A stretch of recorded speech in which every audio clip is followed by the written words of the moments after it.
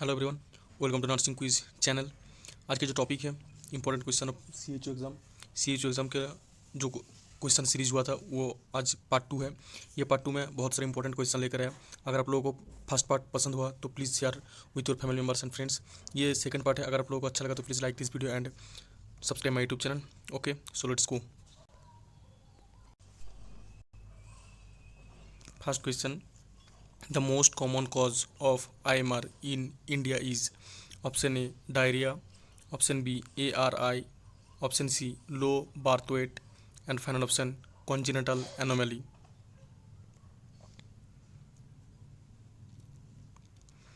The correct answer is option C. Option C low birth weight is the correct answer. यहाँ पे क्या बोला, the most cause of I M R means क्या है, infant mortality rate. Infant mortality rate क्यों होता है India में सबसे ज़्यादा। डायरिया के बारे में ये नहीं है, ARI के बारे में ये भी नहीं है, कॉन्जिनेटल एनोमली के भी नहीं है। जो होगा वो होगा लो बार्थ वेट लो होगा, इसलिए IMR रेट ज़्यादा है। लो बार्थ रेट मीन्स कितना है, 2.5 से कम, less than 2.5। Okay, less than 2.5, इसलिए लो बर्थ वेट कहता है, इसलिए IMR का रेट ज़्यादा है। Next question, the normal BMI range is option A 16 to 18.5, option B 18.5 to 24.9, option C 25 to 29.9, final option 30। The correct answer is option B. Option B 18.5 to 24.9 is the correct answer. यहाँ पे क्या बोला था, normal range of BMI। BMI क्या है, body mess index. BMI क्या है, body mess index. Okay, इनका नॉर्मल रेंज कितना है, 16.85 नहीं है, ये भी नहीं है, ये भी नहीं है। जो करेक्ट आंसर है 18.5 to 24.9, 18.5 to 24.9, ये इज़ द करेक्ट आंसर। अगर 25 हो गया तो इसके कहता है obesity. More than 25 it's called obesity. Okay, so जो नॉर्मल रेंज है 18.5 to 24.9, अगर 18.5 से बिलो हो गया तो लो वेट कहा जाता है। Aedes mosquito breeds in option A dirty water, option B stagnant ponds, option C clean stored water, and final option flowing water. The correct answer is option C. Option C clean stored water is the correct answer. क्या बोला यहाँ पे, ads mosquito breeds इन कहाँ पे breeds होता है, dirty water में नहीं है, स्टैगनेंट पॉन्ड्स में भी नहीं है, फ्लोइंग वाटर में भी तो मॉस्किटो एड्स मॉस्किटो नहीं रह सकते। सो यहाँ पे जो करेक्ट आंसर है clean stored water is the correct answer. अगर आप लोगों ने WBHRB CHO RRB staff nurse exam के लिए तैयारी कर रहे हो, you can come and subscribe my YouTube channel. मेरा यूट्यूब चैनल को सब्सक्राइब करो। हर दिन दूसरा टॉपिक से वीडियो अपलोड हो रहा है, आप लोगों के लिए बहुत ही हेल्पफुल होगा। अगर ये वीडियो अच्छा लगा तो please like this video. Okay, so next question, the main role of CHO in NCD control is option A surgery, option B screening and referral, and option C ICU care, final option rehabilitation only. The correct answer is option B screening and referral. यहाँ पे क्या बोला था, main role of CHO। एक CHO का main role क्या है, NCD control करने के बारे में। NCD कंट्रोल करने के बारे में CHO का रोल क्या है, सर्जरी कर देंगे पहले ही, नो, CHO का रोल सर्जरी करना नहीं है। ICU केयर भी CHO नहीं कर सकते। रिहेबिलिटेशन नहीं है, ये ओनली आपको देखना चाहिए, ओनली रिहेबिलिटेशन नहीं है। सो अगर NCD कंट्रोल करना है तो उनको रेफ़र करना चाहिए, पहले स्क्रीनिंग करना है उसके बाद रेफ़र करना है। सो यहाँ पे जो करेक्ट आंसर है option B screening and referral is the correct answer. Which method is a permanent family planning method for males? Option A Coparty, option B tubectomy, option C vasectomy, and final option oral pills. The correct answer is option C. Option C vasectomy is the correct answer. यहाँ पे क्या बोला, which method is permanent family planning? permanent family planning method for mails not females. Okay, ये ध्यान से देखना, for mails. Copper T ये female के लिए, ये मेल के लिए नहीं है। ट्यूबेक्टोमी भी फीमेल के लिए, ये भी मेल के लिए नहीं है। Oral pills not a permanent, okay, not a permanent method, so ये भी नहीं है। सो यहाँ पे जो करेक्ट आंसर होगा vasectomy, vasectomy is the correct answer. The cold chain is maintained to preserve, option A antibiotics, option B ORS, option C vaccines and final option IV fluids.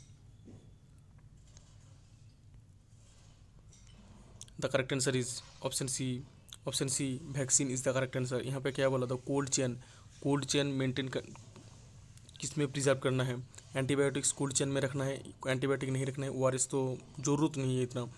IV fluids तो रखने के लिए ज़रूरत नहीं है। Cold chain maintain preserve करने के लिए वैक्सीन, कुछ वैक्सीन ऐसा है जो 2 डिग्री सेल्सियस में रखना चाहिए, 2 डिग्री सेल्सियस में, 2 to 4 डिग्री सेल्सियस से बिलो 2 to 4 डिग्री सेल्सियस में रखना चाहिए। इसको कहता है कोल्ड चेन, तो इनको vaccine is the correct answer. Next question, the normal haemoglobin level in adult female is option A 8 to 10 G/dl, option B 9 to 11 G/dl, option C 11 to 13 G/dl and final option 13 to 15 G/dl।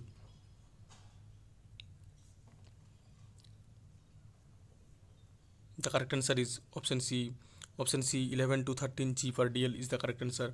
यहाँ पे क्या बोला, normal haemoglobin level in female, adult female के लिए normal haemoglobin level कितना है।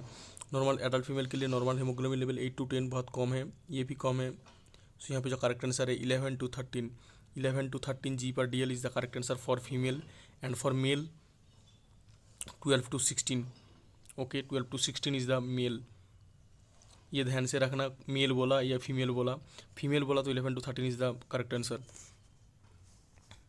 अगर आप लोगों ने WBHRB CHO और RB स्टाफ एग्जाम के लिए तैयारी कर रहे हो, you can come and subscribe my YouTube channel. मेरा यूट्यूब चैनल को सब्सक्राइब करो, बहुत ही हेल्पफुल होगा आप लोगों के लिए। हर दिन दूसरा टॉपिक से MCQ रिलेटेड बहुत सारे क्वेश्चन अपलोड हो रहा है, आप लोगों के लिए बहुत ही हेल्पफुल होगा।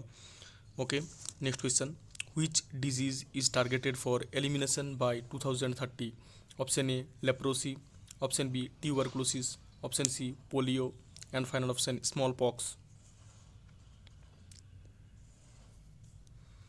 The correct answer is option B tuberculosis, tuberculosis is the correct answer. यहाँ पे क्या बोला, व्हिच डिजीज, मतलब कौन सा डिजीज को टारगेट लिया 2030 में एलिमिनेशन करना है, कौन सा डिजीज, लेप्रोसी नहीं है, पोलियो स्मॉल पॉक्स भी नहीं है। यहाँ पे जो करेक्ट आंसर है tuberculosis, TB, tuberculosis it's also called as TB। A child with sunken eyes and lethargy has option A no dehydration, option B some dehydration, option C severe dehydration and final option is D over dehydration।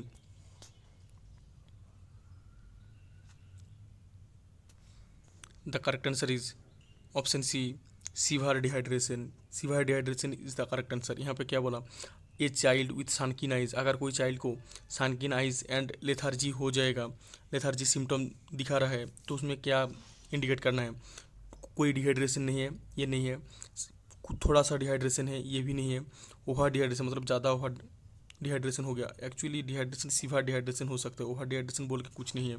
सो यहाँ पे जो correct answer होगा severe dehydration, severe dehydration is the correct answer, severe dehydration is the correct answer। this is the last question for this video। अगर आप लोगों को दूसरा कुछ टॉपिक चाहिए, you can comment me, obviously comment me, I will take your topic. बहुत helpful होगा आप लोगों के लिए, जो टॉपिक चाहिए वो टॉपिक मुझे सजेस्ट करो, मैं वही टॉपिक लेके वीडियो आऊँगा। Question, the most effective way to prevent communicable disease is option A treatment, option B isolation, option C immunisation and final option is D hospitalisation. The correct answer is option C, option C immunisation is the correct answer. यहाँ पे क्या बोला, the most effective way, the most effective way to prevent communicable disease, मतलब communicable disease prevent करने के लिए most effective वे कौन सा है, ट्रीटमेंट। कम्युनिकेबल डिजीज ट्रीटमेंट करो तो फिर भी कुछ भी नहीं होगा, क्योंकि स्प्रेड ज़्यादा होता है। आइसोलेशन भी कम्युनिकेबल डिजीज के लिए नहीं चाहिए, हॉस्पिटलाइजेशन भी नहीं चाहिए। सो यहाँ पे जो करेक्ट आंसर है immunisation, immunisation is the correct answer. Immunisation is the correct answer.